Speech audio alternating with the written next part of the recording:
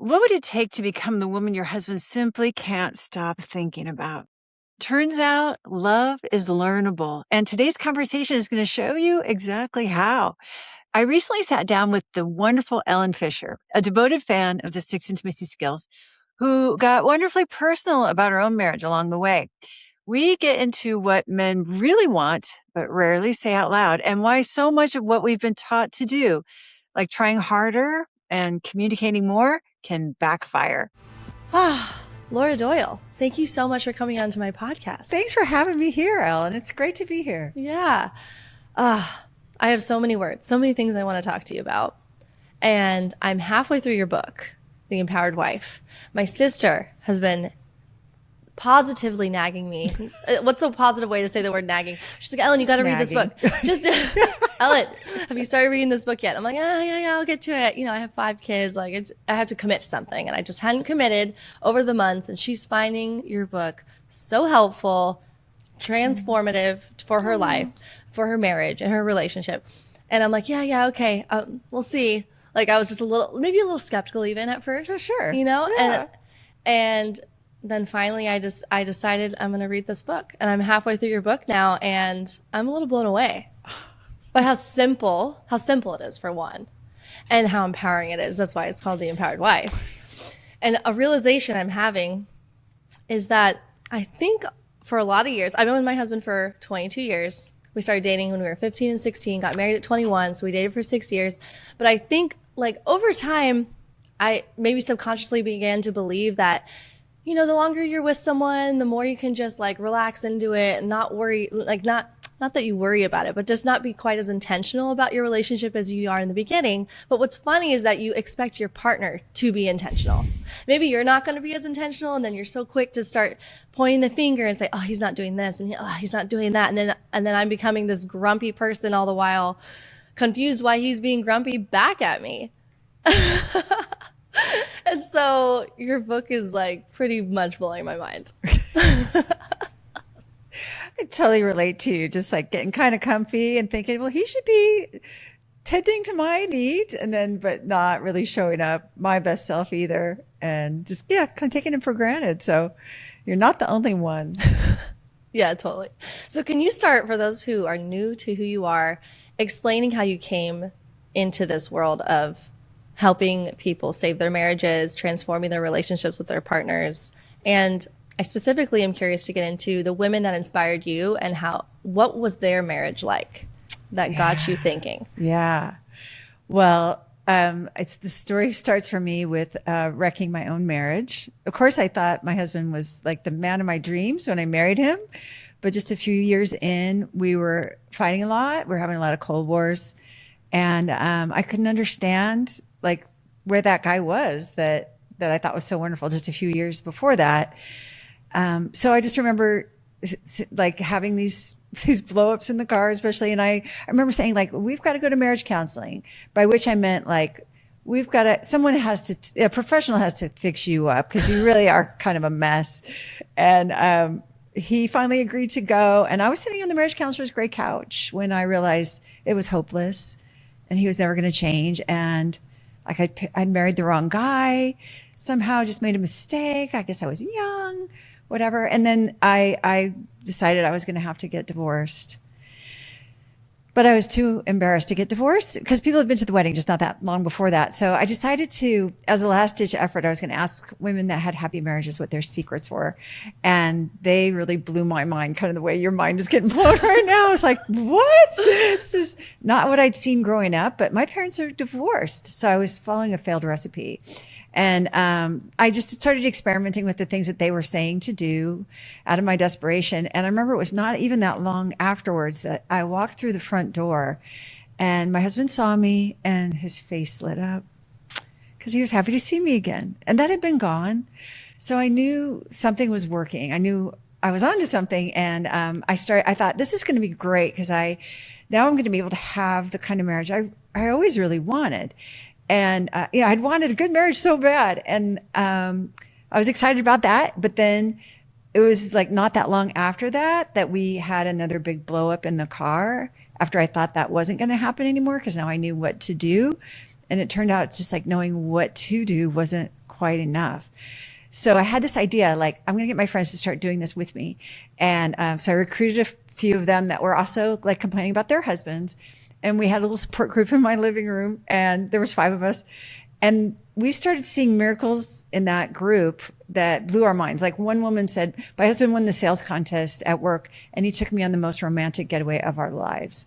And another one said, you guys aren't going to think this is that incredible, but we've been fighting about him painting the family room for months. And he got up and just painted the family room, and he did it with a smile. So that's a miracle. And we were all like, oh yeah, that's a miracle. And so out of this, one of the women in my support group said, hey, can you write down what we're doing? We're in California. Her cousin was in Florida, and she wanted to know what we were doing. And I'm like, sure, I'll write it down. And so that became my first book. And that became a New York Times bestseller, #1 book on Amazon. It was published in 19 languages in 30 countries. And a lot of women saw me on The View or Good Morning America or the Today Show. And they wrote to me like, how can I do this stuff? Like, I read the book. It makes sense. I'm having trouble getting it going, just like I was having trouble getting it going. And so ever since then, this has been my life, is just helping women that want to have great relationships learn the 6 intimacy skills and implement them in their marriages so that they can make their marriages last and thrive. That's so beautiful. And what exactly about these marriages that you said were happy, thriving marriages? What were you seeing in them that showed you that's what it was? Well, I think I didn't know at first. I think the difference, a lot of times we don't, right? You see a picture of a happy family on Facebook. You're like, oh, they look so happy. And you don't really know what's going on in the background. But like, I remember being on the treadmill at the gym, next to this woman. I would see her a lot. And the more she talked, like she seemed to speak very highly of her husband. And so I thought, and I remember thinking, like, when I asked her for advice, that she was going to say, like, well, you have to pick the right one. You got to marry the right guy. But she didn't say that. She didn't think that was what my problem was. and thankfully, she didn't really tell me that I had a problem. She just started talking about what she did. And I remember thinking, like, I'm not going to do that. That's like crazy. And it was backwards. Like, it was the opposite of how I'd been raised and what I grew up with. So it just seemed, the ideas seemed bonkers. Some of the things that they said seemed really, really outlandish. Well, I really want to get into those things. We're going to I'm get sure into people them. on the edge of their seat right now. Right. Well, what are these dang things that are so controversial? Yes. But do you think most marriages can be saved, most or all? And what would you say to someone listening that feels really hopeless in their marriage right now, that they don't feel love in their marriage anymore? Yeah. Well, I still remember how dark that felt, how heavy, how painful, right? That if you're feeling hopeless in your marriage, it probably means you've been suffering, struggling for a long time already. And I just remember, how painful that is. So, and for me, the hopelessness was about just not having the right information, not having the right support.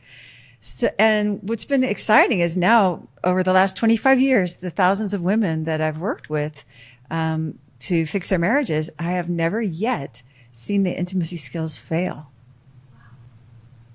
That's crazy. Isn't that crazy? Yeah. You haven't gotten those like, you know what, Laura, I did all your things. It didn't work. Well, I mean, definitely women will say, I said this and he responded that way. Like, so it didn't work. Yes. But I think in some ways, a lot of women reference how the skills lines up perfectly for them with what their faith teaches, right? These books of wisdom that we have, but they're like, but I didn't really know what it meant. I needed it explained more thoroughly. And so in some ways, like, if the intimacy skills don't work, it probably just means that you need more support. Cause I think of it like you don't say like, wow, I tried exercising and it just didn't work, right? Like that's what we think about exercising for. So, and the intimacy skills have really been like the best self-improvement program I ever went on. They've helped me become my best self. They've helped me show up with more dignity, with more respect, to be kinder, to be softer, to be more feminine, which I really enjoy.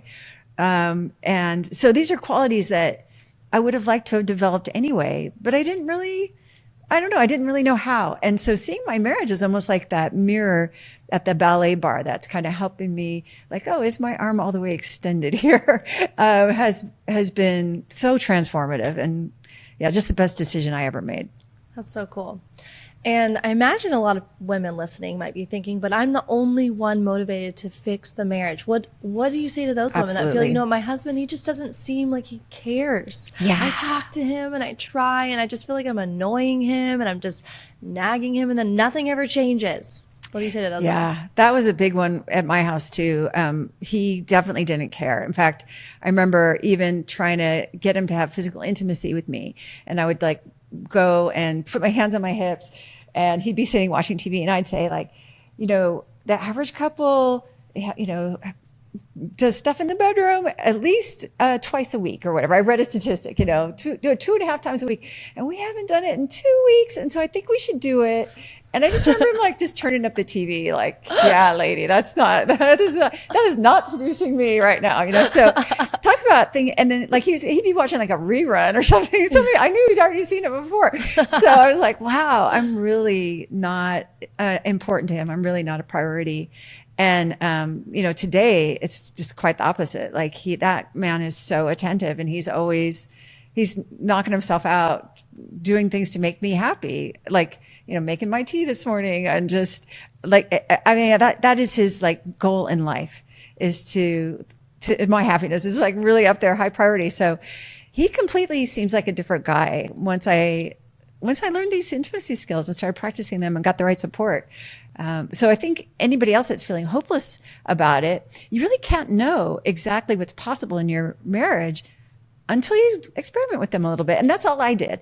Right? I just decided I'm just going to try this. It seems crazy. I'll just give it a try and see what happens. So that's kind of what I encourage everybody to do. And, I try to stay out of I was a lot like your sister was, I think, in the beginning with my friends. I was like, oh my gosh, you have to do this. You have to do that. Right. I was like kind of nagging them or like telling them what they should do. To be fair, I love you, Hannah. And it was the best kind of nag. Yeah. Hannah, she still loves you. Okay. It's just not, it's not against Hannah. I think we kind of all do it. When we find something great. Like if you find a great clothing line or a great recipe or whatever, we're like, oh my God, you have to try this. Right. So we all do it.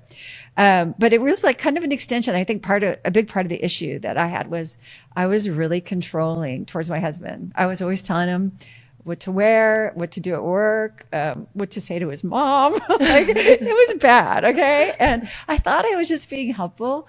And I guess fish are always the last to know that they're in the ocean. I just didn't realize I was actually overbearing and nagging and controlling. What do women really want? I think sometimes we don't even know what we want. What is it that you think that we crave and desire in our marriages? Well, I know a big one for me was feeling desired. Like I really wanted my husband I didn't want to have to go and tell him like we should do it. I wanted him to be like, like sweep you away into the bedroom kind of thing. And you didn't want to have to be like, could you please just kiss me and embrace me? No, gross. In fact, I did used to do that because I read all the experts would say like, you have to tell your husband what you want him to do. Or you got to communicate your needs. That's right. Communicate your needs. I forget now what they used to say, right? Because it was so bad. I'm it's cancel. You let it go. So I would say that, like, I would be like, I have a deep concern about your lack of affection. And I just need you to like be more affectionate. And then if you would like even give me like an awkward hug or something after that, I'd be like, oh my gosh, is he doing that? Because I just told him to do it and he doesn't, which made it even more obvious. Like he didn't really want to, which was like even more rejection than I was already feeling. It like confirmed my worst fears that I was not desirable. Maybe I was even unlovable. And that was an awful pain. That was super agonizing to experience. So that was a big part of what was going wrong at our house. And it just made me, of course, it made me defensive. But I think another piece that I was really missing too was that I would have all these ideas like, we should do this or we should do that. Or, like I want to go there. And I just could not get him to move. I couldn't get him, like he wouldn't do anything. So it didn't feel like teamwork at all. And so it was really revelatory to find out that if I just communicate things the right way instead of in a controlling way, like the guy takes so much initiative. I'm so like he just took me on a trip to Vegas. All I said is like, I really just want to get away. I want like a change of scenery. I want to go somewhere, stay in a beautiful hotel or something like that. I think that's all I said. And he's like, well, okay, I booked us. We're going to Vegas. We're going to see all these shows or whatever. And we did. We had a great trip. But he just like took the ball and ran with it. I didn't have to say, go and book a go and find airline tickets or go and find a nice hotel or whatever. He took care of it all. So it's a big difference. It's like the man who wooed me came back. So to feel desired and cherished and swept off your feet, all those things you're basically saying as you're describing that. Yeah. To feel like they care about you and they want to make you happy. Yes. But as you said that, I'm like, wait, but also to like fix that faucet or to like, you know, like clean the garage out or like Take the trash out. Also take the trash out. Yes. Like to the stuff, the things at the house, right? Or the things that need to be done now, right? Like, sometimes, So all of that has also come back in a big way. In fact, I've really learned to just kind of back off the timing of it because that was a big issue. I used to have I just remember we used to have this big fight about the dishes because I had done the math, I'd done the spreadsheet and I was like, I cook, so therefore you do the dishes like that. Everyone knows that's how it works. And he was like not doing the dishes. And so I remember just like trying to get him to do it. I was saying like, this is how it works. You should. And then I was like, no, I'm just going to ask you nicely, please, will you do the dishes? And that wasn't working. And then I was like, just do the dishes. Okay. Like it's really upsetting me that you won't do the dishes. Like, I guess manipulation. I tried all these things. It's embarrassing ways and there was no dishes. The kitchen would either be a wreck or I'd have to do everything. And then one day I finally learned how to express my desires in a way that inspires. And I used that magical phrase, that formula, which I think every woman needs to know. So I'm going to, you're going to let me show everybody what it is. Yes. Because all I did was say it. And I remember he goes, okay, I'll do the dishes. And I was like, you will? And he did. And he's been doing them ever since. And that's been like over 25 years. I do not do dishes at my house because my husband knows it makes me happy when he does them. So the formula is first you have to figure out what you desire.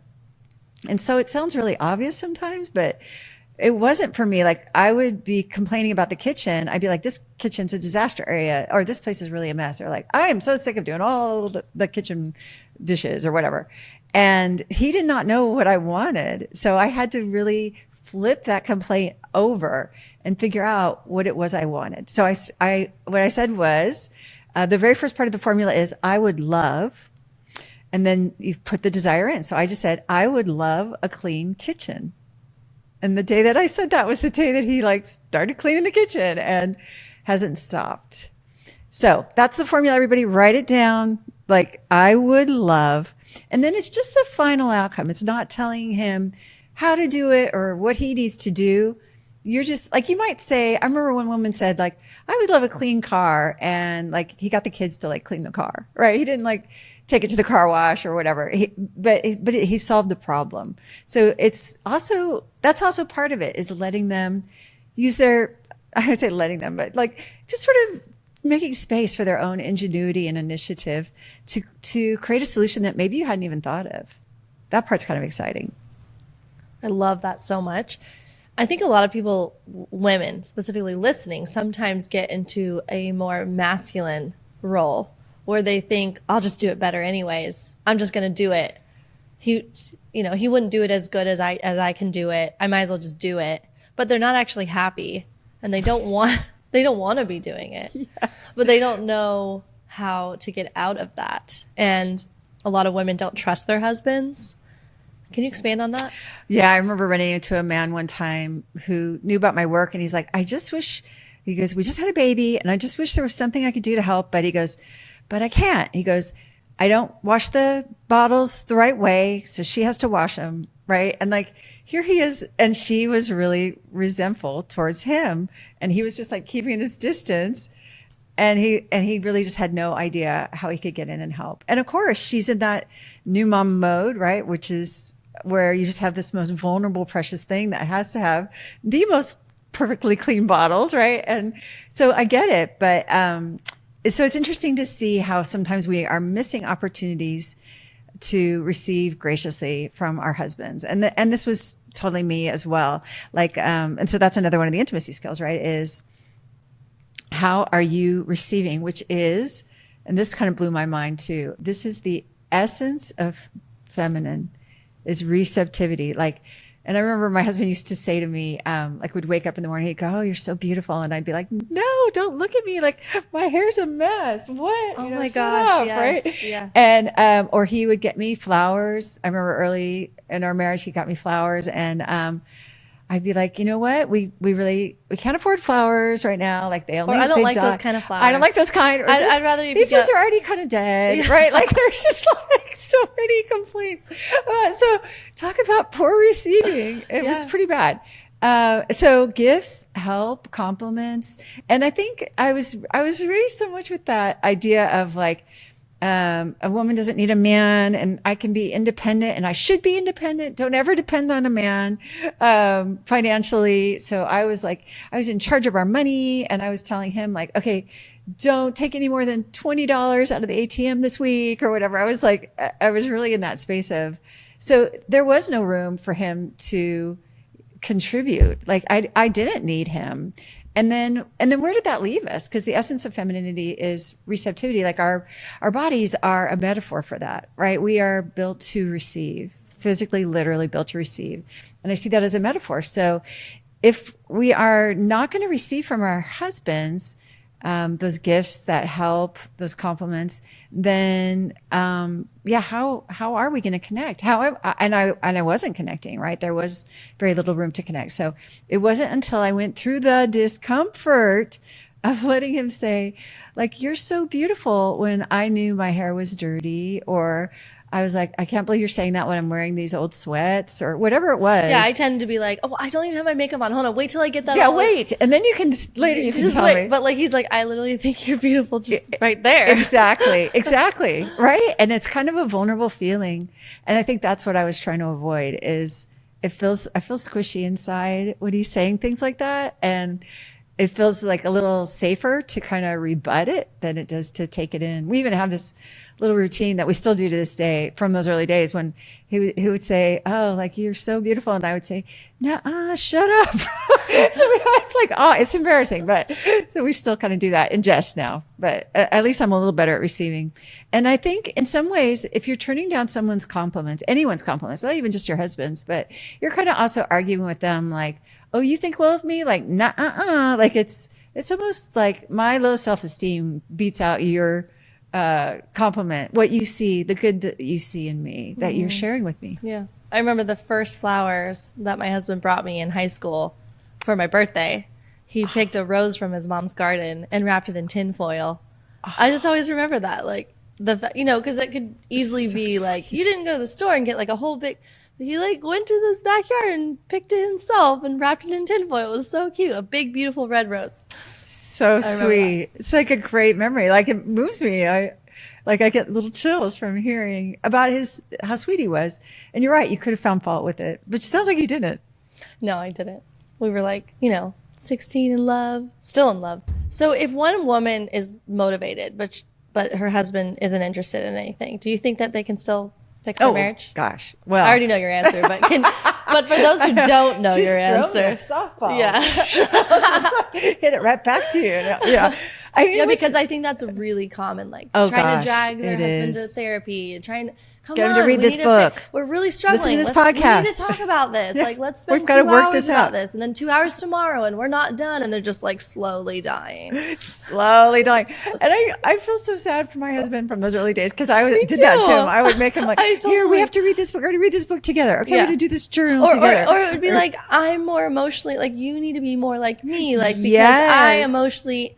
And now it's like, wait, because I was the same way, thinking like, I don't need a man. I think it was just like, even though I always wanted to get married and have kids, and that's all I really wanted in life, I still had that underlying subconscious feeling of like, don't try to say that we're different. Don't try to say that like you're more this way and that that's a good thing. Like you should be more this way. Like, what a ridiculous thing. Now that I'm looking back at it now.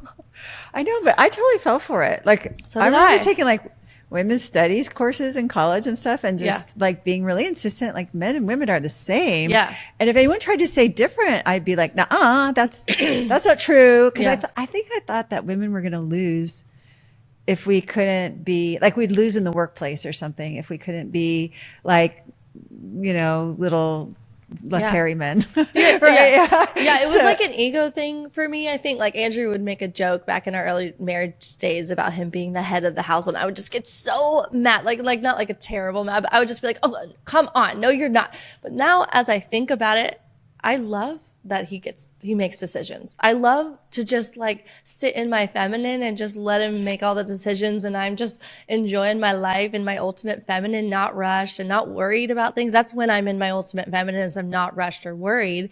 And I love that this reel I've seen at the airport where it's like a reel where a husband and wife are at an airport, and it's in his mind. He's going, okay, first we're going to do this, then we're going to do this, and then it goes to her, and she's like, la, la, la, la. She's drinking her latte. That is like literally that's passenger princess, please. Yes. Passenger that's all princess, I want. right? Or like maybe Disney princess. I don't know, right? It's a great life. And I like it too. I love it. And it seemed like something you shouldn't have to me. Like you shouldn't even want that. Yeah. It feels like vulnerable to even say that you like that. It is vulnerable to say that you like that because Yeah. it shows that I don't know, that you're weak or something, right? I think that was my mindset in the old days. But now, I mean, especially now, like I have a big company. I have a multi-million-dollar company, pretty serious about my work. This is my life, right? Yeah. Helping make it, I'm on a mission to end world divorce. And I think like a lot of my success is just because I'm in that space too. I'm just drinking my latte also while my husband's running around, making sure that all my dreams come true. So it was like just up to me to know what those dreams were and be able to say them without fear or, without trying to be smaller, like to shrink them down or think it's not okay for me to want that. Like other people might have needs. I better think about them. Of course, you don't want to be selfish. But I feel like those dreams are on your heart for a reason. And I know mine tugs at me all the time to get the word out about this. And so I think when I think about like, could a wife save her marriage or fix it or make it thrive and last without her husband? I've just come to see, like in my marriage, I am the keeper of the relationship, and I didn't have the right tools or the right modeling to keep a good marriage. So I'm just so grateful that I got the opportunity to learn from women who did know those things. And I think maybe it's not as exalted in our society, like the happy wife thing. It's more like, other things are maybe a higher priority in our culture. And, but I really can't think of anything that I admire more than a woman who's got a lasting, thriving marriage, a strong family. It's so important. I think, our country depends on strong communities, and communities depend on strong families, and strong families depend on women with the skills to keep their families strong. Yeah. And I think that word, I'm curious your thoughts, because I don't think I've ever heard you say anything about man being head of the house or anything. That word head of the house can have a lot of triggering connotations to it, especially because of how it relates to faith or religion. But as you said about being the keeper of the home, I kind of look at it now as, okay, maybe the man is the head, whatever. Like you can say that. If that's triggering for you, use a different word. But for me, the woman is the heart of the house, the heart of the home, the heart of the marriage, that you have the ability to completely transform it through the way that you're being, because men are they just love to see your like happiness and receptivity, and like they want to make you happy. Like that's probably the thing I'm taking the most out of your book, is that men want to make you happy. Your husband wants to make you happy. And maybe you don't see it right now, but like follow these simple steps and like you'll see it. You'll see it. In fact, and I think that is so common. I meet so many women who are like, he doesn't care if I'm happy or not. And I thought that too, right? So since I wrote my first book 25 years ago, I've interviewed thousands of men, and I've asked them all this question, and they all said the same thing. I'll say, how important is it to you that your wife is happy? And they all say, oh, it's everything, or it's the most important thing. In the UK, they say it's imperative. So this is a big deal. Like men care deeply about their wife's happiness. And if they don't think they can succeed at making us happy, like I was pretty committed to my misery. I'm kind of embarrassed to say, but I walked around with this frowny face on all the time, like, I'm unhappy. He's not being this way. So I'm going to show him how annoyed I am. I'm not going to smile until he knows, he figures out what he did wrong and he fixes it. And then we can. And then he'll be wonderful to me, so I can smile. That's how you solve this. And if I smile now, before that happens, he's going to think it's okay to keep being a slob or to keep ignoring me or whatever I was upset about, right? And Nothing could be further from the truth. I was digging my hole deeper. That was not helping me. Or even the whole dragging him to marriage counseling thing was really just, like that was one of the most expensive ways to try to control my husband, I guess. We spent like over $9,000 and we went for over a year. Yeah, and that at the end of it, I was like, I think we have to get divorced. So and I did a survey recently and it just came out in January where 86% of the respondents said that, and it was all women, and they said that they had been to marriage counselor and it either didn't work or it made things worse. 86%. So wow, it kind of doesn't work. Unfortunately, and I know why it didn't work for me. I wasn't there to self-examine. I wasn't there so I could figure out how Laura could be a better wife and improve things. No, I just wanted her to fix my husband, and I wanted to complain about my husband, and I wanted to talk about everything that was wrong. You talk about everything that's wrong a lot in marriage counseling. was the stranger? And it's humiliating. Oh gosh, so disrespectful to my husband, like super embarrassing. But also, I think that what you focus on increases. So we're focusing on everything that was wrong, and we would just drive home and fight on the way home because the problem seems so large. So that's what we're focusing on. Wow, that's incredible. Yeah. So what are some of the things that women do to try to fix their marriage that just backfire? Well, besides the one you just said, I know, right? which is so Counseling. true. And what's so funny before you answer is that a lot of times you might be doing that pouty face, thinking like, "Oh, he's getting the picture." I feel like they don't even know you're doing it. Like they're busy in their single focus. They're doing something. And then when you like, can't you tell that I'm like really upset right now? And they're like, he's like, huh? What? I didn't even know. I have no idea what you're talking about. And then you're more offended. Absolutely. Like, how can you don't even care? He's like, he doesn't even know what's wrong. He should know. Yeah. He knows. He knows what's wrong. Or if they'll say like, what's wrong? And you're like, nothing. Everything's fine. Right. Like, and I've done that. And another thing I used to do that was particularly ineffective that I do not recommend anyone try. Yeah. But we all have. And I call it the State of the Union address, which is where you sit down on the couch and you like want to talk about your relationship. You want to talk through those issues. You're going to get them resolved. You're going to get them worked out. You know, I know for me, it was like, maybe let's talk about your childhood. Let's like talk about you, like I would ask him how he felt. And he would say like, hungry, or he'd say like, and I was like, no, that's a fail. No, your feelings I'm like emotions. You're like emotionally stunted. And that would scare me even more because I'm like, oh, I'm never going to have the kind of intimacy that I crave with this guy because he's got like hangups. He's got problems. And, or I would say like, how do you feel? He would sometimes say with my hands, so that wasn't getting me anywhere. And I just remember there was a study at the University of Toronto that they did where they found out, and I'm glad you're sitting down for this, Ellen. It's shocking. They found out that women are more emotional than men. I know, right? What? So Stop it. No, I mean, good thing they spent the research money on that, right? Because it's like, How much money did they spend on that? I mean, I don't know, but whatever it was like too much, right? Because I think that's why it's hilarious because we all know. So women we have emotional brilliance. We know how we're feeling. We know how to express it. And my husband, he's like not very comfortable with that. But and the therapy was very much oriented towards how do you feel, which so it's just kind of like the realm. I call it the realm of the feminine. It's not, I mean, and we want men to like, I don't know. I remember seeing this picture from like World War II where the soldiers, all men were standing up. They had to sleep standing up, holding their guns in the snow. And I was like, there is no way I wouldn't be able to do it. Right? But we want men to do stuff like that. But we also want them to like, well, how do you feel about no, things? I definitely have thought, in early days of our marriage thinking, maybe something happened to you in childhood. Right. Like, Something happened to you in childhood. Why aren't you willing to open up? And now just the freedom of realizing that, wait, men and women are different and this is good and beautiful and there's a beautiful way to be together in that way where you are connected, symbiotic. but you don't have to like drag something out of them. That was something I learned from you in your book where you said, don't ask a man how he feels.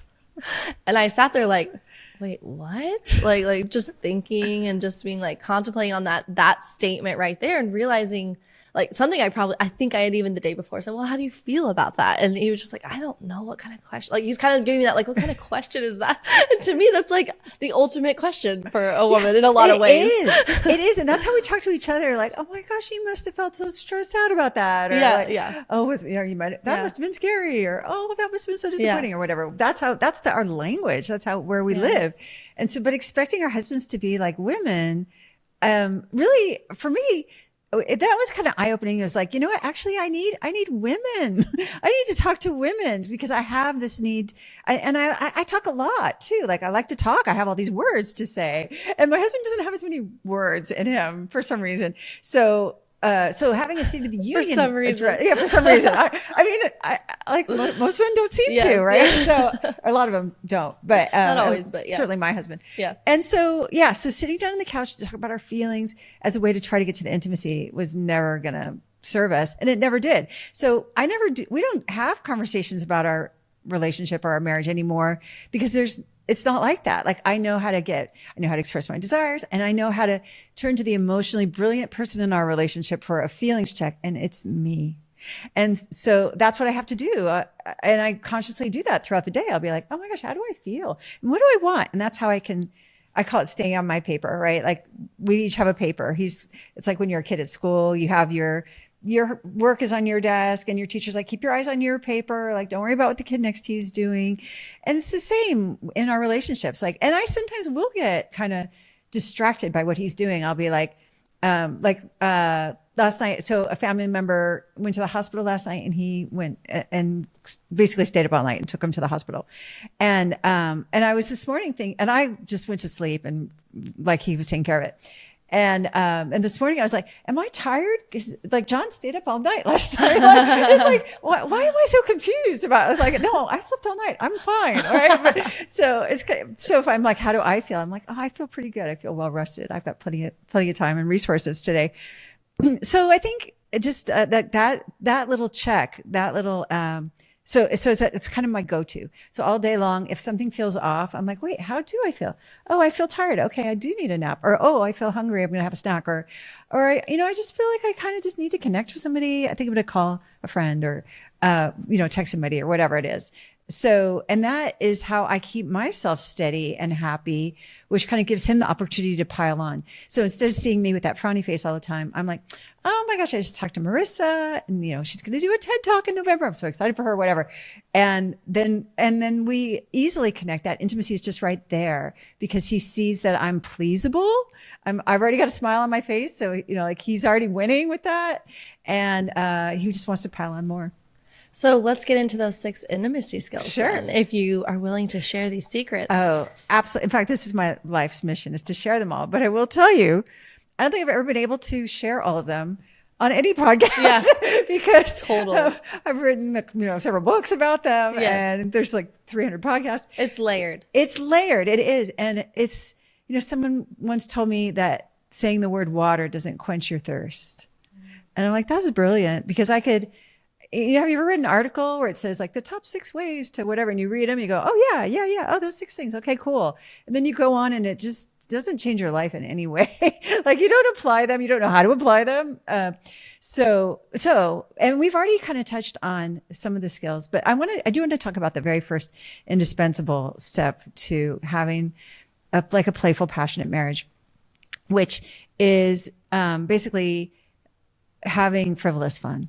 It's like making yourself happy. It's doing, for me, I needed everything to have like a checklist. So I would know if I was doing it or not. Cause I had read a lot of relationship books where they would say to do something and I just wasn't sure like how to do it or if I had done it. Like it would say like, you have to love yourself more. And I was like, what do I do? It's like, do I like hug myself or like, how do I know if I loved myself more today? And so what I did for me was I thought, okay, at least 3 times a day, I'm going to think about what would bring me joy. And I'm going to give that to myself. Like, so it could just be like, I'm going to have a glass of pineapple juice or I love to play volleyball, so I'm going to go to volleyball, or I'm going to connect with my friend Marissa, or I'm going to take that nap, or sleep in, or I'm going to watch my favorite show, or I'm just going to take a bubble bath. Sure. Read a book. Bubble baths are big on there. Yeah. And it's interesting. Like, and what's fun about those is, so I'll ask, I always say, let's make a list of 20 things that bring you joy.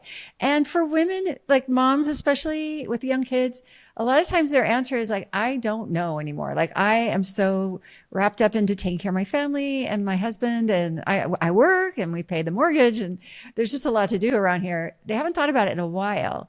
And I get it. I was the same way. And I didn't even have kids, and I was still kind of like just not in touch with that part of me that just liked to have fun. And I think I felt kind of guilty about that part that would want to have fun. Like there's so much else to do, and we should, I don't know, reduce greenhouse gas emissions, or, I should be doing something productive, right? Something that saves money, something that maybe that's going to improve my cardio. Like those are the things I should be thinking about, not just like what just delights me, what just makes me smile, what makes me laugh, what makes me want to sing and dance around the house.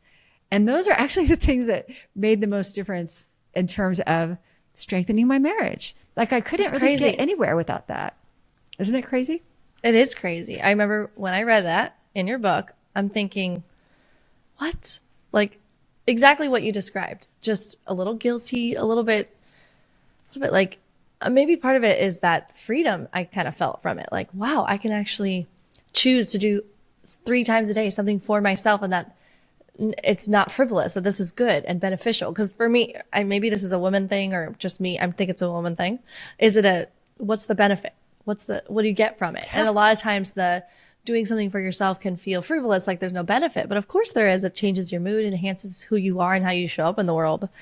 And I think you're right too. As mothers with young children, it does sometimes feel like that totally gets put on the back burner completely.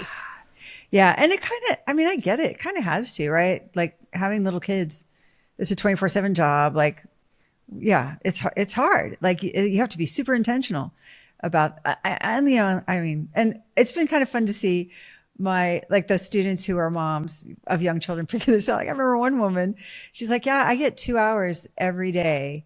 And her kids were little. They were like 3 and 5. And she just told them like, mommy can only be a good mommy if, during these 2 hours, you don't bother me, basically. And they were small. So I was like, this is like, tell me more about this. So it's just interesting to see. And everyone's list is different. Like I remember one woman, she was like, I don't know what makes me happy, but she went back to like thinking about high school. And she's like, I loved twirling my baton like that. I remember that I just loved it. And her husband ended up buying her a baton, and she would go in her garage and she would twirl her baton around. So you just never know, right? For somebody, it's going to be kayaking. Somebody else is going to be playing with their dog or playing their guitar, so your list is going to be totally individual. Like I always give people, like my pop quiz is like, is yoga good self-care or not? Quick. Is it, Ellen? Is it good self-care? Yoga? Yeah. Yeah. Okay. It's like, okay. Yeah. I'm like, no, not for me. Cause I don't like yoga. I don't enjoy it. They don't keep score. I don't know how to know if I'm doing it better than everybody else, which is what I like to know. So for me, no, but for you, it is. So every list is going to be unique. Yeah. So you specify the difference between doing something that has a different direct outcome, like working out and lifting weights. You feel good afterwards, but you're doing it you're not in, maybe some people are, but for me, I'm not really like, I'm just like dying to go lift some weights right now and I'm going to have so much fun doing it. It's more how I feel afterwards. So you wouldn't consider that self-care? For me, it has to bring you joy. Like it's kind of the Marie Kondo, right?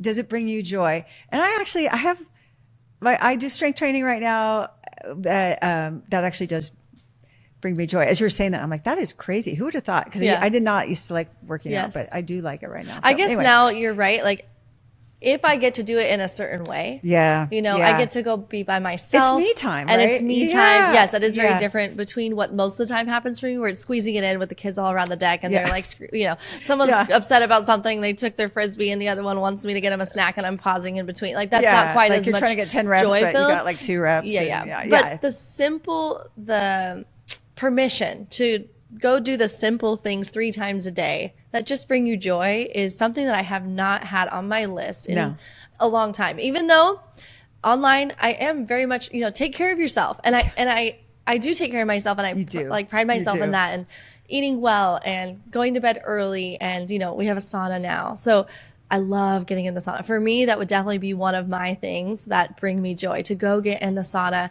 listen to The Empowered Wife or whatever other book I'm listening to, dry brushing, drinking electrolytes. That is, ooh, I feel so good. Yeah. I love doing that. Yeah. But for a lot of years, like, yeah, maybe I'm not doing things just because I love it. Yeah. But you know what I would say, Ellen? Like one thing I can tell about this is practicing the intimacy skills for 25 years and helping all these thousands of women.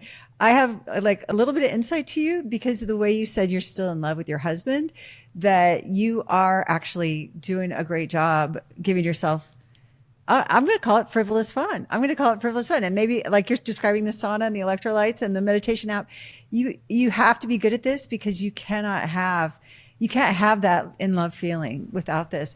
Wow. So that's a pretty strong statement. So you think you can't have like a successful, thriving marriage if you're not doing things for yourself every day. You can't. Because because let's face it, without that, you're going to be depleted. Life's going to be a grind. You're not going to be feeling good. You're not going to be feeling happy. He's not going to be feeling successful at making you happy because you've got frowny face, going. Oh, and I mean, let's face it, you're not going to be the best mom because totally you're going to snap at your kids, right? Because you don't have the resources. So all these things go together. And so just looking at you, just being in your presence, hearing you talk about your husband, I know some things like about the inside of your relationship, right? So that's what's been interesting is finding out that there are these laws at work in marriage. And I think of you as the keeper of your relationship, right? So I also give you all the credit for having this good marriage and doing this frivolous fun, this self-care first. So you preach it on your show and you are living it. Thank you. I can see the That's evidence so from sweet. here. Yeah. That's But it was interesting, I think a lot of us, I know for me, it was really hard to get into the groove of it. And it does feel like a guilty pleasure. And I know almost all my students, when they come, they go, well, I skipped that part. And then when I'm hearing the story, they're like, but then I went back to it because I realized, is they're trying to get to the part where like, well, where do I get him to respond to me better? And this is the part where you get him to respond to you better. Wow. Well, I have a little personal story to share that I think you'll really appreciate. It's a little vulnerable, but hopefully let's see how they feel. But okay, my husband and I, he's very good at finances. Oh my goodness. I don't even have to think about it. He takes care of our finances. I trust him. I'm just very, very smart about finances, Kate. But he's also very good at not spending money. And I like to spend money. I'm not like a huge spender. I would say I'm pretty good at not overspending, but I like to be frivolous sometimes and enjoy things. And so I wanted to do this house project and I'm thinking, babe, like I really want to get new floors. I want to change this bathroom. And he's like, what's wrong with the bathroom? There's nothing wrong with the bathroom. We talk about it. He goes, okay, here's a budget for you. He wants to do it.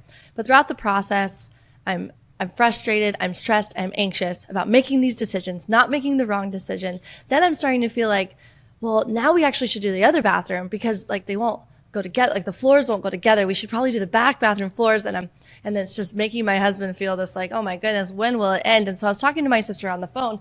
Yeah, it's been a little strained for us, because he's just frustrated. He's annoyed that I'm, with me wanting to like, I like to buy nicer things and I'm just expressing, me and my sister, we go back and forth with things that are relationship stuff so we can support each other. She had the best advice from your book, 100%. I like it already. She said, Ellen, he's so annoyed because the whole reason he gave you that budget was to make you happy and you're not even happy.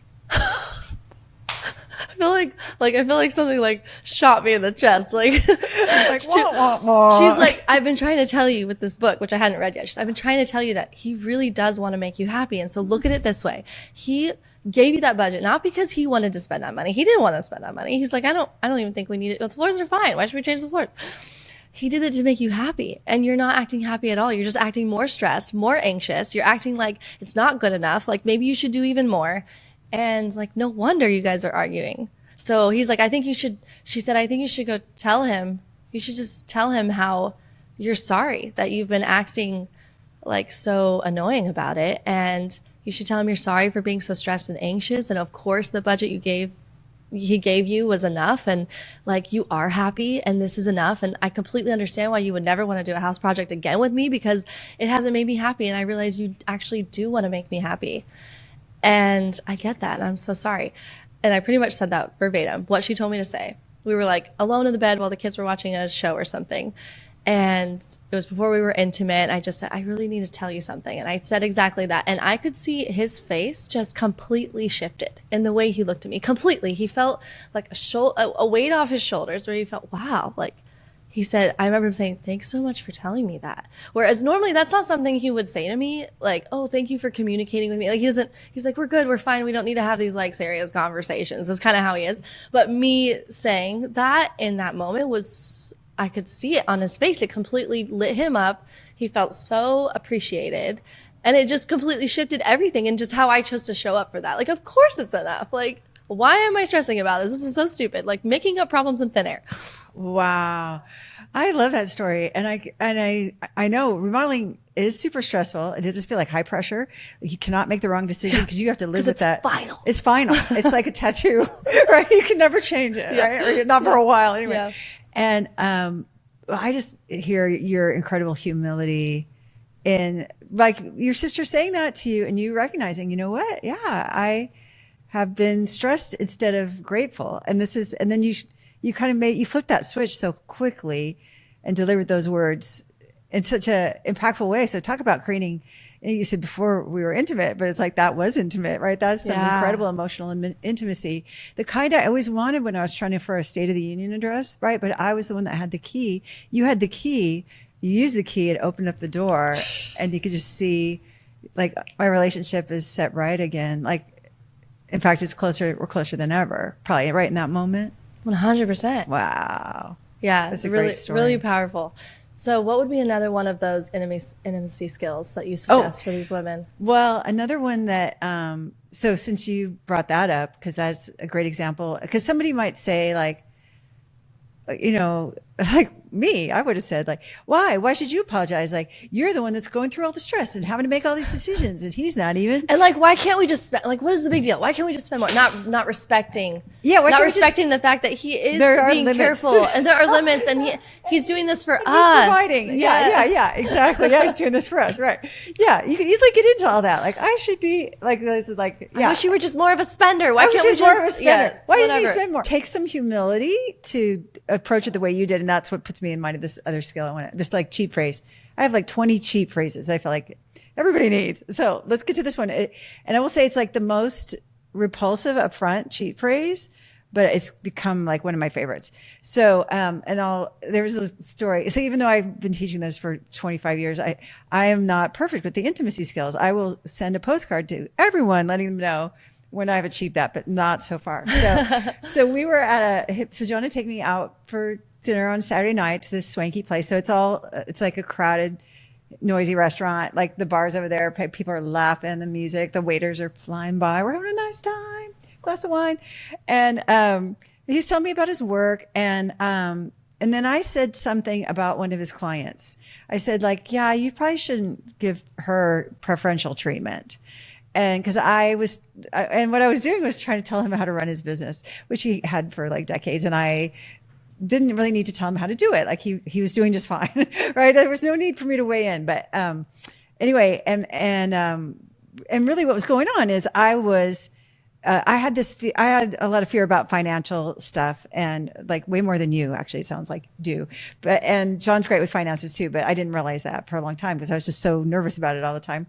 And what I was really doing was thinking like, she doesn't pay on time. And so I want to give preferential treatment to the ones that pay on time. And because otherwise we're going to run out of money and I won't be able to get like a manicure or something. That's just like the logic in my head. I'm not thinking all this through. I'm just saying what I'm saying. Like I was just like, don't treat her well. And all of a sudden as soon as I said that, like my husband's face just drops and like, it feels like the waiters stop and the laughing stops and the music stops and our good time is gone. You can feel it. You can feel it. Like, oh no. And this is like in the bad old days, this would have been like, now we're going to fight, or now there's going to be a Cold War with no talking or whatever. The tension's there.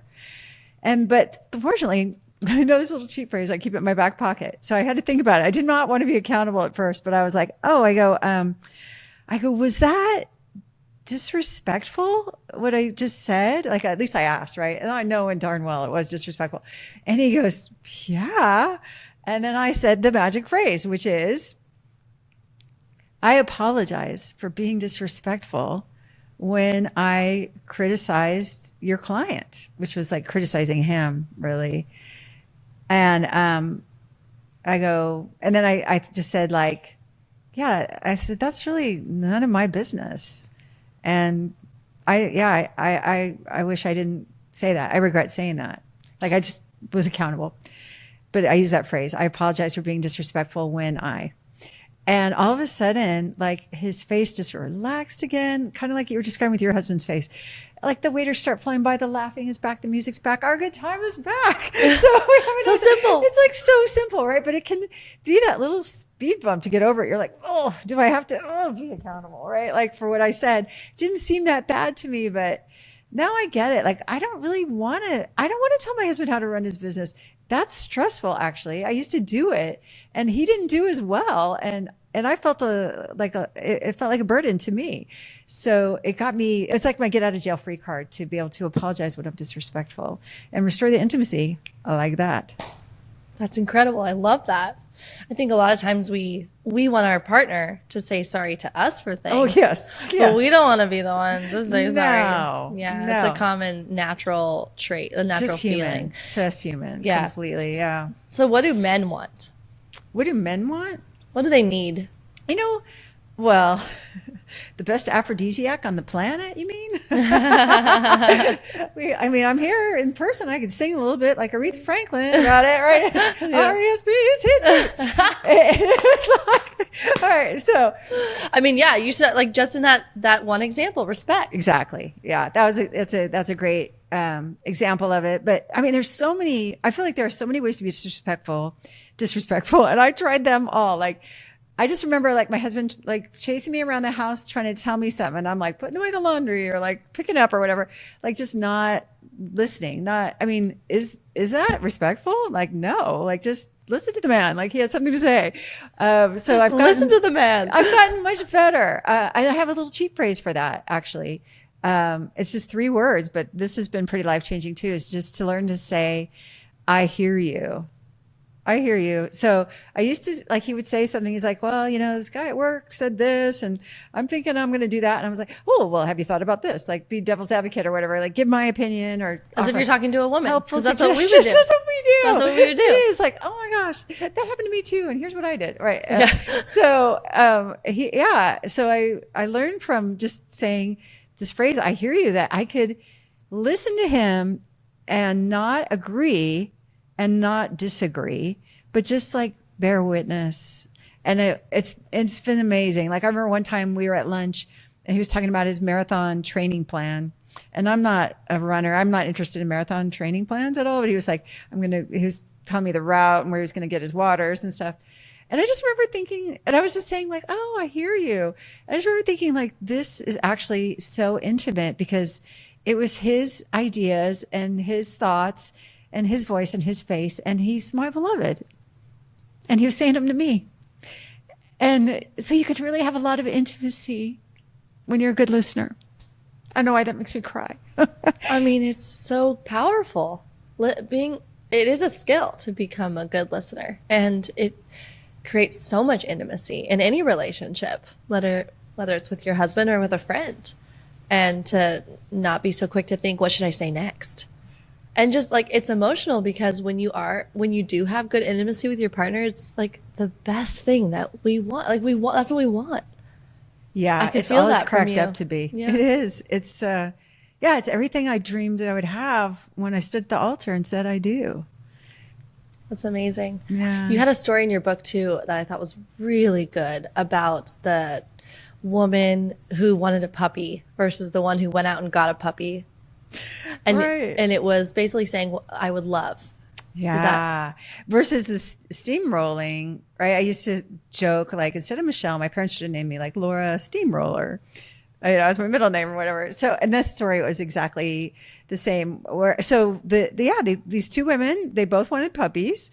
And one of them said like, I would love a puppy. And the husband was like, no, come on. Like, we want to be able to travel and they're going to wreck it's going to wreck everything. We're going to be up all night. Like, no, we don't want that in our lives. And she was like disappointed and sad that she wasn't going to get a puppy. And then this other woman said like, I want a puppy. And the husband was like, no. And she's like, well, I'm going to get a puppy. And she went and got it and like tried to force the puppy onto the husband.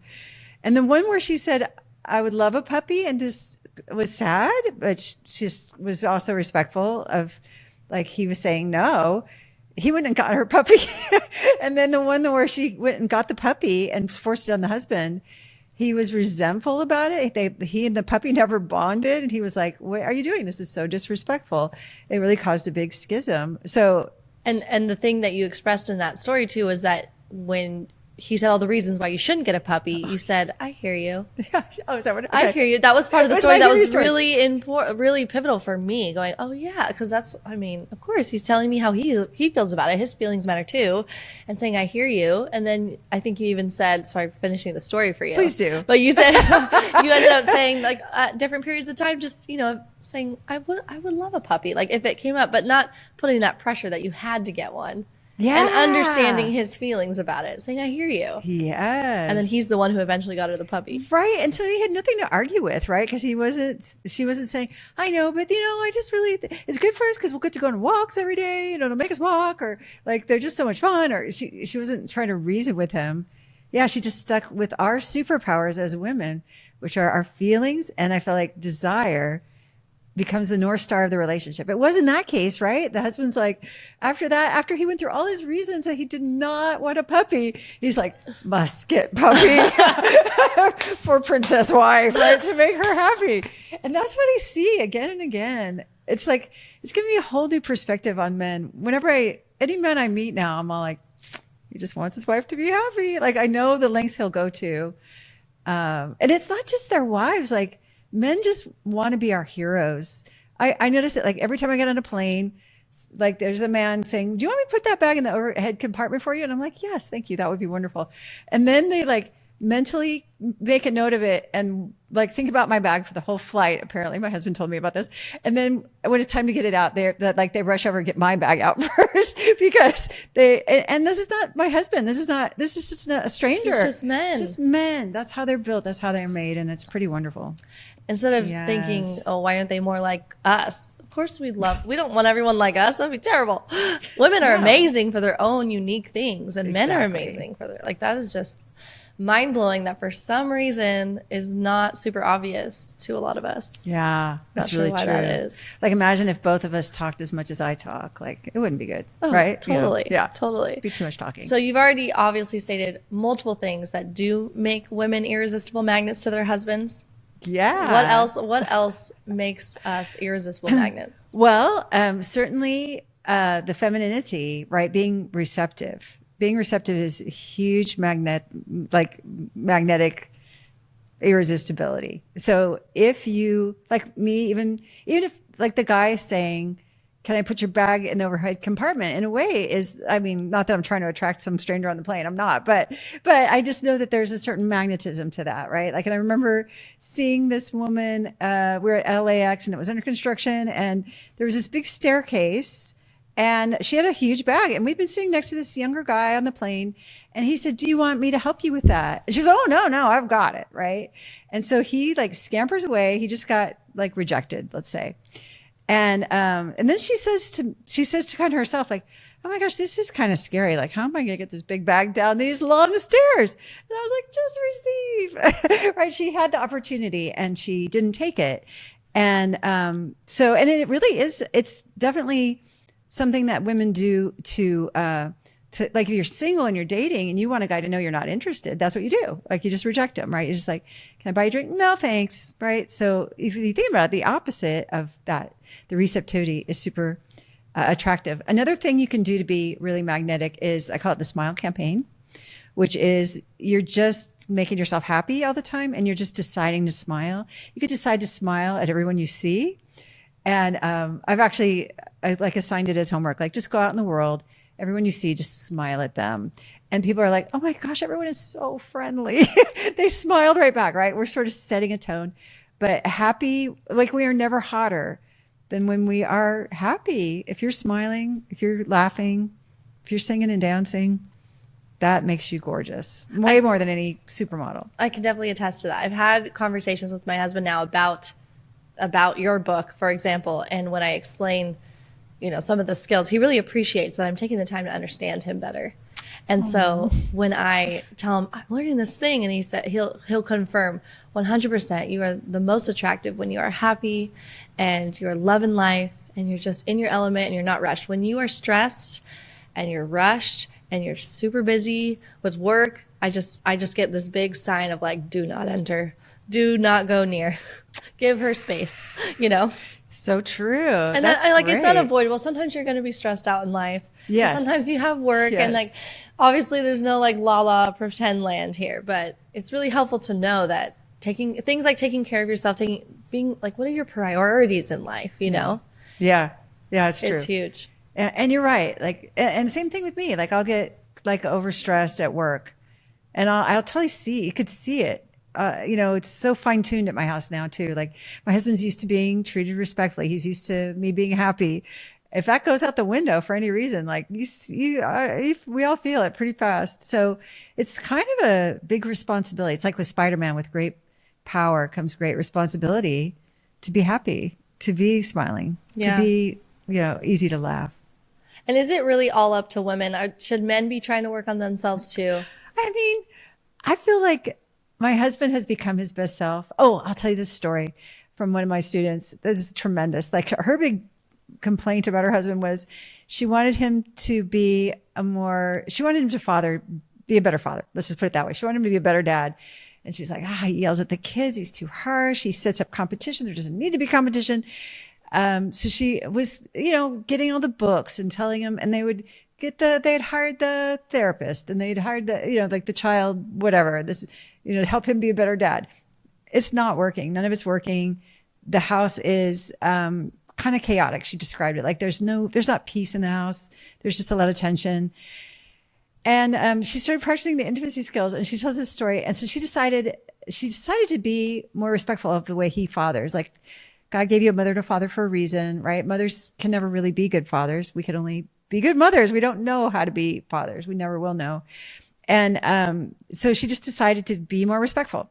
So they're at this fair, and they lose their son. He lost their son, their special needs son, toddler. The special needs toddler is lost in a crowd. Oh no. And she is so distressed. And she's like wanting to just like, how could you know? And this is kind of what he does. He's special needs. He gets distressed from crowds anyway. And the kid runs off, and he's like, how could you? Or it's because you, anyway. So the kid runs off.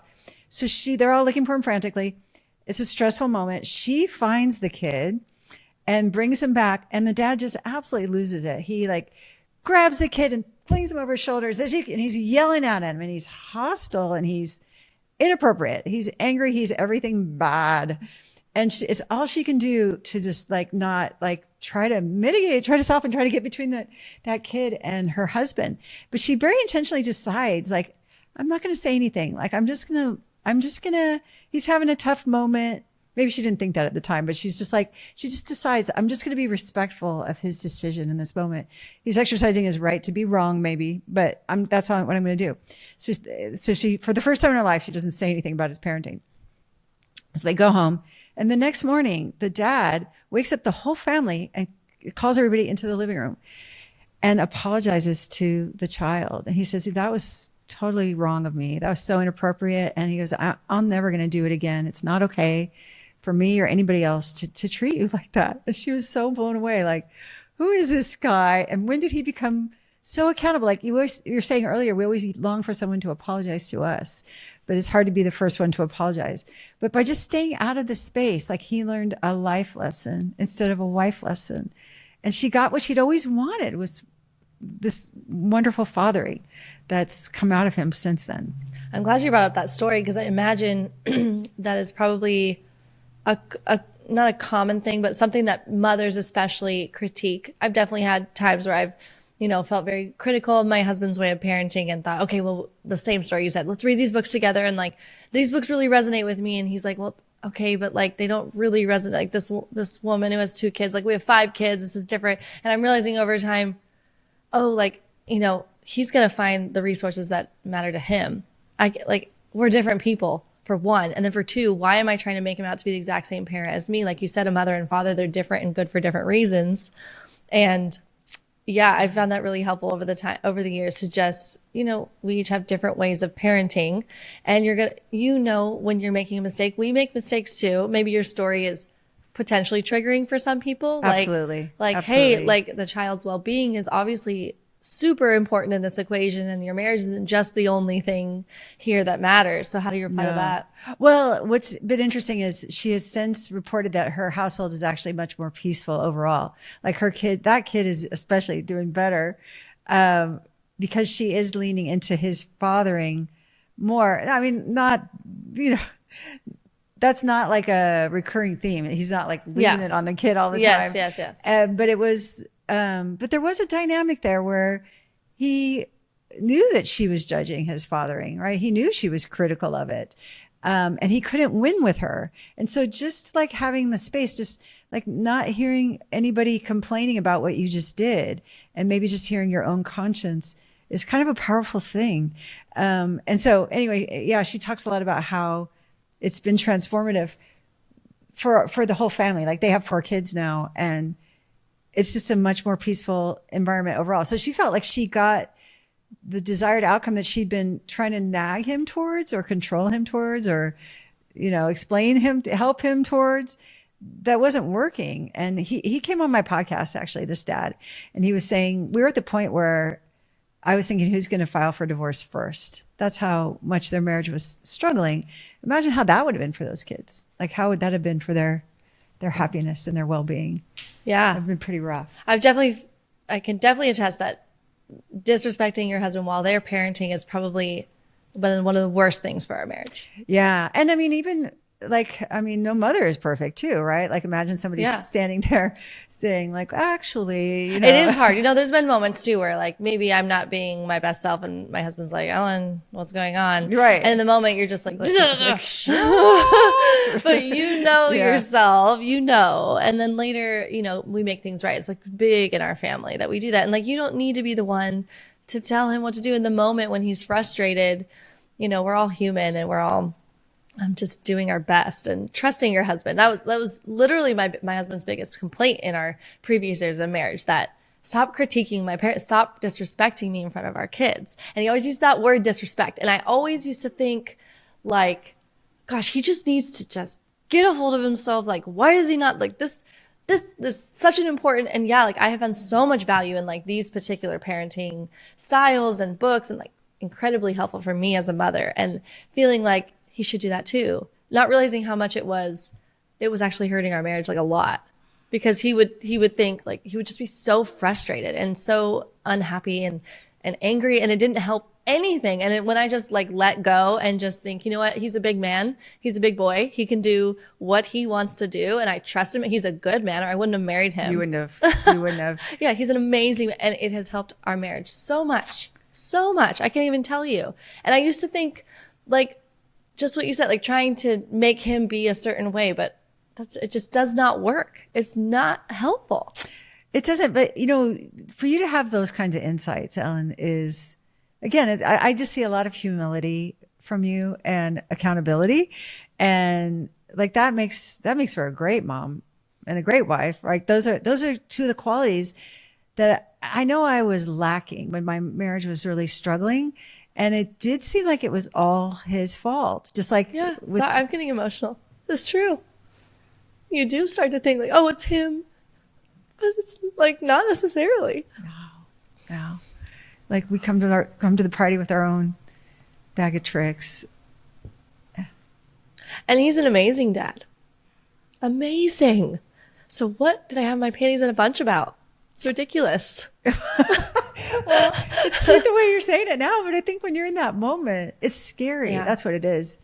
And you're so built to protect those little bear cubs, as a mama bear. Yeah. It's natural. It's really natural. It's really natural. And so to overcome it is kind of almost superhuman in a way. And it means a lot to you. And I think it means a lot to your kids and to your husband too, that you have. So that's why I just never get tired of, like, these conversations are so meaningful because they're so impactful. Like, what did that mean to your kids that they now get like the best of your husband as their dad? Oh my gosh, yes. Yeah, because like when we are good, they're good. It's such a security for children to see, oh, they're good, they're passionate, they love each other, they're solid. And if we're arguing all the time and criticizing, like it doesn't actually help. No. Can you talk about criticizing and complaint a little bit? Yeah. I'm good at them both. Really good, like super skilled. And they were, you know what is interesting? I remember reading this quote from Gandhi, I think when I was like a young adult or maybe even a teenager, about like, don't complain, like change what you can. And I remember even thinking like who could do that? Like you can't not complain. Like things are, there's problems. You have to like call them out. It's important. And I remember really thinking it was my job as a new bride. Like I have to tell him like what he needs to work on. Like I have to criticize him. It's just part of life. And so one of the things that's been really powerful part of this journey is to have, I do have like another superpower now, which is to take every complaint and flip it into a desire. So, because desires are inspiring and they're motivating, and people, when you express a desire, like me, just saying like, hey, I'm on a mission to end world divorce. Like a lot of women have come and joined that mission. They've trained to be coaches and stuff, and they're just as passionate about it as I am. But if you complain, if you just say like, wow, there's just too much divorce in the world, like people don't know what to do. They don't know how to help you or serve you.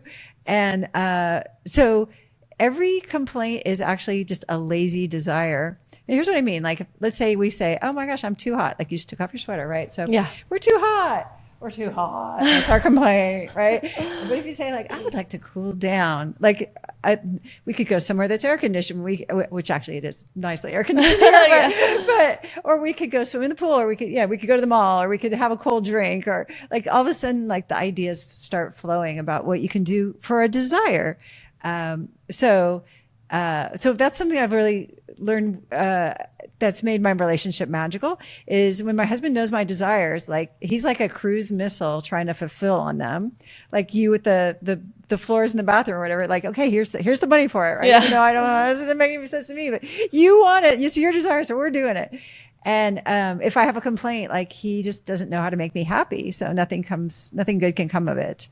And it's a little repelling. It's the opposite of a magnet, because desires are attractive and complaining is not. Oh, it's so true. It's a hard reality, but it's true. Yeah, it is a hard reality. So, and what's nice is that whenever you have a complaint, if you have the skill of being able to flip it, then you've got a desire. And now you can say it to yourself and you can say it to other people, and it might make you uncomfortable. Like I had, for years and years, like probably at least a decade, I wanted a pool, but I felt it was like too indulgent. It was like too frivolous. Like, okay, yeah, I'm into frivolous, fun, but put a pool. That's like, oh, come on, it's ridiculous. So I didn't, I was just like, I knew I wanted it, but I kind of just held that desire like at arm's length. I wasn't really owning it. And I remember even thinking like, it's too bad we don't have little kids, because then I could say it's for the kids. The kids want a pool, not me. But I just wanted it. So finally, one day I was like, you know what? I would love a pool. And I owned it. And it was a little scary. It was a little uncomfortable. Like, why should I, an adult childless woman, have a pool? But anyway, my husband heard the desire, and we now have, I call it the backyard resort. We have like a gorgeous pool, which I was like, I don't know. I didn't know how we would afford it. And I didn't know like who's going to maintain it. And anyway, that's all sorted because it would make his wife happy. Right. So we have it, and it was like uncomfortable to do, but I just remember like now I have this pool, and it was kind of like a self-esteem thing. Like I just didn't feel deserving of a pool. And now that I have one, like it's kind of an identity change. I'm like, oh, I'm this woman that has this pool. And I even had like a pool party with a bunch of my coaches, like 60 of my coaches came over, and we all had a pool party together. And I was like, this is like a delicious moment. So I felt like my desire kind of led to like the next level of my mission. Like just, I don't know why I have this tug at my heart, but I know that I do. And when I can honor it, a lot of magical things happen. Yeah, I kind of think women are the dreamers of your relationship and men are the providers. What do you need? What do you want? Let me provide that for you. and we dream. I have ideas. I'm always full of ideas. And my husband's like, what's your next idea? Yeah. I'm like, what if we did this? I would love this. And he keeps me in check with this, like, okay, but what about, okay, all right. But he loves to follow my path of dreams, He's not the one going, hey, what if we do this? We should do that. That's just not how it works for us, at least. No, not us either. You're right. Yeah. And my husband was never prouder than when he's like, ta-da, you're cool. Like, he was so my hero, and I loved it so much. And I expressed that gratitude to him. So yeah, that's right. And your husband, same at your house as at my house. And I've talked to thousands of women. It seems to be the same all over. A lot of places. That's so odd. What's the chances? I don't know. Yeah. So what about someone like a special case? This is not something I've gone through, but I'm imagining there's some women who might feel, but my husband, he's just so this way, or he's something specific, maybe some kind of, I don't know, he's just hyper this way, or he's very agitated all the time, or he's very stressed. Like, what do I do with that? What do I do if he's just very angry in a moment? Either you made a mistake or something really pissed him off. What do you do in those moments? How do you stop fighting? That's the question. When I first started this, it was really just all to save my own marriage, and I didn't have that. So I didn't know anything about that. But and I even said, like, in my first book, I'm like, if your husband is like abusive, like emotionally abusive, or no, I said physically abusive, I guess, physically abusive, or if he's an addict, or if he's a chronic cheater, you should leave, right? I always like the expert on everyone else's marriage now, because I figured out my own. I had like a few experiences about my own. So, and what happened was a lot of women came to me with these other challenges that were scary. Like the one you're describing, like he's angry. So I'm just thinking about the story of, my student Yuki, who is, so when she was in med school and she was pregnant, she and her husband had a big fight, and she ended up calling 911 and going to the emergency room because the fight got physical. Oh no. I mean, terrifying. So obviously everyone's like, she should leave. Like, that's a no brainer. Yeah. She should go. And the EMT told her she should go. She's like, nice girls like you, I come the first time and they're still alive, but the next time I come and they're dead. Oh my God. So you've got to go. That's the abuse only, is serious. it's serious. So Yuki, so they gave her like pamphlets, like of shelters to go to. But she was like pregnant with her husband's baby, and she was in medical school, and it didn't seem so obvious to her that she should leave. It didn't seem like the right choice. So she went back home to her husband. They made up. She had her baby. And then I met her like years later. They had 3 babies by the time I met her. And, but he was always angry. This was a situation at their house that she was so ashamed of. And she had found me because she was attracted to a podcast that was called How to Stop Walking on Eggshells. And because I didn't tell her to leave, she was excited about that. She was like, well, maybe there's something I can do. So she started implementing the 6 intimacy skills, and she learned about what she was doing that was contributing to the hostilities at their house, which sounds crazy. It's like, no, you can't. I imagine you're going to get a lot of triggered people by that kind of phrase. Well, like it's your fault, or it's my fault. or you're making him do that. Right. So you're making him do that. That was honestly, to be honest, that was the first thing one of the first things she told me. Oh, she said this really like taboo thing. And that's probably one of the reasons I was put off on reading your book for a while. Absolutely. Because I was like, oh, heck no. That is ridiculous. Yeah. Yeah. So yeah, can you elaborate? Well, sure. I mean, I think what's interesting is we are conditioned, like, if that happens, she should leave, right? And you can find somebody to tell you should leave your relationship. I mean, you don't have to look very far, right? People are quick to say it over margaritas, or just like your neighbor could say it, or whatever. People just say it a lot. And no matter who told her to leave, like the EMT told Yuki to leave, she didn't leave. Some women are not going to leave. They're not going to leave because of their kids, or because of finances, or because of their faith. They're not going to leave. So do we just say, well, you get no help? Like, there's no help for you? You didn't leave? The wrong answer? So now your marriage is just, your family, you're just going to go it alone. Good luck, right? They've never been lonelier probably than when that's happening. So, so what was inspiring about hearing Yuki's story, she told the whole story in her own words on my podcast. And she said that one of the things that she learned was that sometimes she was contributing to a culture of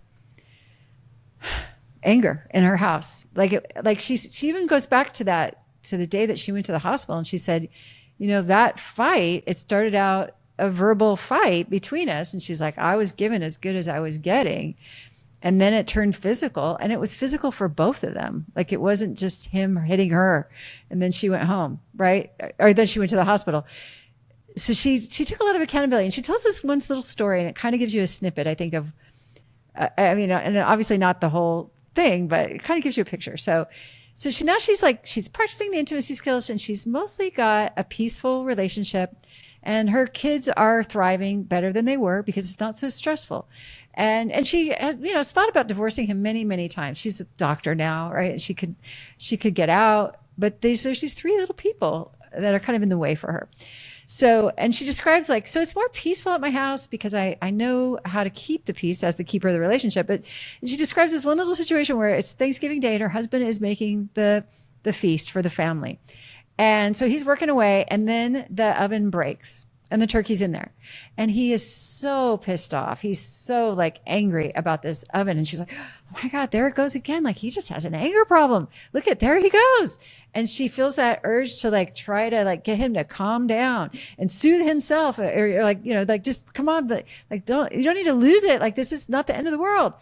And instead she asks herself these two questions we talked about earlier. How do I feel and what do I want? And she goes, I'm feeling kind of I need a refresh. She's like, what do I want? I want to go take a shower. So instead of engaging with him, he's doing his own thing, she's like, I hear you. I'm going to go take a shower. And she does. And then she's has this urge to check on him, make sure, how's he doing? Is he still out of his mind, angry and stuff? But she doesn't. She resists this urge, and she just kind of keeps to herself and takes care of herself. And she comes back out, and the husband has figured it out. He figured something out. I don't know if he fixed the oven, whatever he did. He figured something out. The dinner is delayed, but it's fine. He is calm. Their family has a nice Thanksgiving meal. And she reflected on that. She's like, in the old days, I would have gotten in there and it would have escalated. I had a contribution to the breakdowns that we were having. And she's like, and I just I know how to, she says, when bait comes, when he's angry, she's like Dory, from Finding Nemo. She's like, just keep swimming, just keep swimming. Wow. I definitely think there's truth to the when your husband is frustrated, we can have a tendency to want to get in there and solve it or help or be that comfortable space for them. But I've found that generally just makes things worse, and they just need a little space. And maybe for us as women, if we're frustrated, we want someone there to be like, are you okay? Let me help you. Yeah. Let me give you a hug. Let me, so frustrated, getting that sympathy. Whereas for men, they don't want you to baby them. No. They're frustrated. Yeah. I definitely think there's truth to that. I will say I do think men have a higher accountability to not, women have an accountability to, of course, not get physical in a relationship, but maybe men's strength, there's a component to that is super heavy and super serious. So I don't think that you're making light of it. And I think somebody can easily, or people could easily think you're making light of such a situation.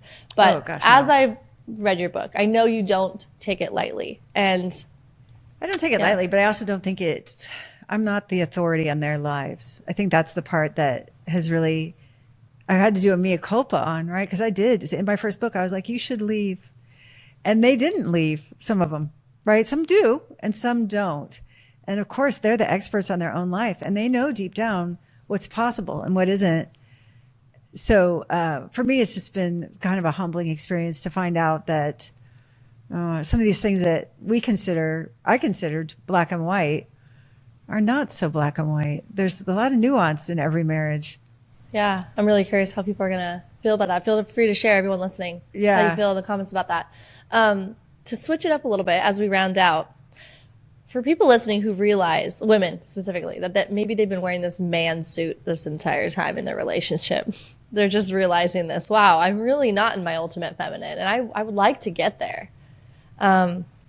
And they're just realizing maybe it could be for a couple of decades. What was the number one thing you think they should focus on to start switching that up? Well, I think one thing would be to adopt a mantra of, this would be kind of a fun experiment, of receive, receive, receive. And so what that means is, if like wherever you go, you're a yes. It's sort of like improv, right? Improv is where you go, yes, and you build on the scenario. But with this, it's like someone says, hey, your friend says, I'm going to treat you to coffee. And they pick it up. You just say, thank you. Or if somebody says, wow, your hair looks so pretty and you haven't washed it, you say, thank you. Or if somebody says, do you want me to help you put all the chairs back after we just did this thing? Instead of saying, no, I've got it, you say, thank you. And you receive it. And then maybe feel that discomfort rise in you. I know it does for me, even to this day. I'm a pretty good receiver now, but sometimes I'll still be like, oh, it's too much. They're doing too much for me. But so that, because receptivity is the essence, right? That is our a superpower. And then the other piece would be to look at desire. Desire is like the seat of feminine power, and owning it without justification is it's been a journey for me. Like that story about the pool where I just didn't want to admit it. But that was really a great way to show up feminine in my relationship. Like, I don't know how this is going to happen or how we're going to afford it, but I would just love it. And it's very much the princess mode. So those two things I would say. That's really helpful. And I have so many questions I want to ask you, but we haven't gotten to get to it. I'm going to have you on for a part 2. I would love it. I'm looking at it, I'm like, oh, there's so many I wanted to ask you. But I feel like I could talk to you forever. But we haven't touched on singles. What about a woman who's in her maybe mid or late 30s and she really desires to be married and have children? What's your advice to her? Oh, gosh. What is my advice to that could probably be an entire I know, episode, right? Like that's like, but like a short and sweet answer, question. maybe leave people just like looking for more, and we'll come back on again. You know what? I'm just going to share the story of Amanda, who just got married at 40. I think she was 41. She longed to be a mom. Marry the man of her dreams and be a mom. In fact, she wanted to be a mom so bad, and she was single, that she was even looking at like sperm donors and thinking like, should I do that? And she got pretty close to it. And she really stuck to her desires and just stayed open to the possibility that she would, actually just to meet the man that would be the father of her baby. And she is married to her dream man and they have a baby now. She got pregnant right away at like 41 or 42, I think, for the first time. And so so I think, and she had come through my relationship coach certification program so that's just about practicing the skills like every day with a small group of women, for a year. Like, so you're just really making them your habit. And the intimacy skills they certainly are about your feminine, being more feminine, but they also just make you your best self. And, I think kind of create more possibility than, because I guess for me, like, if I would have divorced my husband when I wanted to, when I thought I should, when I thought he was never going to change, like I would have just gone on to like the next guy and sort of like controlled him and thought, these men, they're just all such losers. Like they're all such loser pants. I don't know what it could be. So yeah, for me, it was just, it was just so empowering to, like practice the 6 intimacy skills. That would be my tip. That would be my tip for a single woman. And lastly, can you tell me about your coaching program that you have, or how is that going for you and your book so people can learn more about you? Yeah, we have a fantastic group coaching program for women who want to, kind of like with me, right? I knew what the skills were, but I couldn't do them until I had a group. And then I got to talk to other women, which also was frivolous fun. That just fills a need for me, like social self-care. So we have, I have a free group, the Adored Wife group that anyone can join. And then we have our paid group with 17 group coaching calls a week, and the community that's moderated by the coaches. And of course you get all the training on the 6 intimacy skills. And, I love it. And I'm in there too. And I love those groups because, to paraphrase Thomas Wolfe, miracles not only happen, they happen every day. Wow. Amazing. You are fantastic. Thank you, Ellen. Thank you so much for coming on my show. I've learned so much from you in such a short period of time. Make your marriage irresistible. If you know your marriage could be more connected, more fun, more alive, and you're ready to be the one who makes that happen, you're in the right place. Right now, when you join my group coaching program, you get a free private coaching session with one of my top coaches tailored to your exact situation. My coaches are in high demand, so these spots are limited. I know what it feels like when love goes flat because I lived it. Then I discovered the 6 intimacy skills and everything changed. I've since helped over 50,000 women transform their marriages, many in 2 weeks or less. Inside the program, there's deep training, a private community of women who get it, and 23 live group coaching calls every week. Drop into the ones you want. It's all you can eat coaching on your schedule. Try it risk-free for 10 days. Go to lauradoyle.org/23. It's lauradoyle.org/23.